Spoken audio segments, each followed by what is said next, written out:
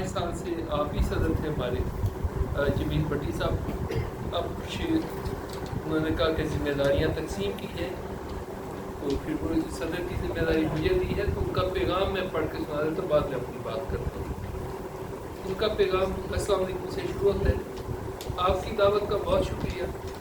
हम उर्दू ज़ुबान के लिए कायद-ए-आज़म के सिपाही होने पर फख्र करते हैं और नफाज़ उर्दू को तहरीक पाकिस्तान और नज़रिया पाकिस्तान का बकिया एजेंडा समझते हैं। इसके हसूल के लिए हम सब जस्तजू कर रहे हैं। इस माह लाहौर में हमारी तहरीक ने नौजवानों के इश्तराक से अलहमरा में 3 दिन का जश्न उर्दू मनाया, जिसमें हज़ारों तलबा और मुअज़्ज़िज़ीन शहर ने शिरकत की।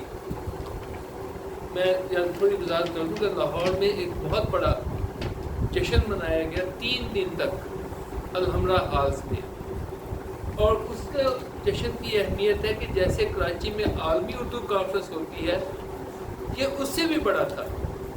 बेक वक़्त 5 जगहों पे मुख्तलिफ फंक्शन चल रहे थे।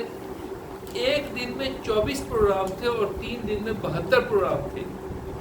तो ये हमारी तहरीक का एक समर है, एक उसकी कामयाबी है कि पैगाम नौजवानों तक पहुंचा और नौजवानों ने फिर हमारे साथ मिलकर हमारी रहनुमाई में ये जश्न मनाया। और ये एक बहुत बड़ा पैगाम किया है कि अवाम और नौजवान क्या चाहते हैं और किस तरह चाहते हैं। ऐसी बहुत सी कामयाबियों का जिक्र हमारे साथी करेंगे जो रोशन मुस्तकबिल की नवीद होगी। आप चूँकि दारुल हुकूमत में बैठे हैं, इसलिए आप कौम के जज्बात ऐवानों तक आसानी से पहुँचा सकते हैं। आपके कौमी जज्बात, यकजहती और मेज़बानी का बहुत शुक्रिया। जमील भट्टी साहब, ये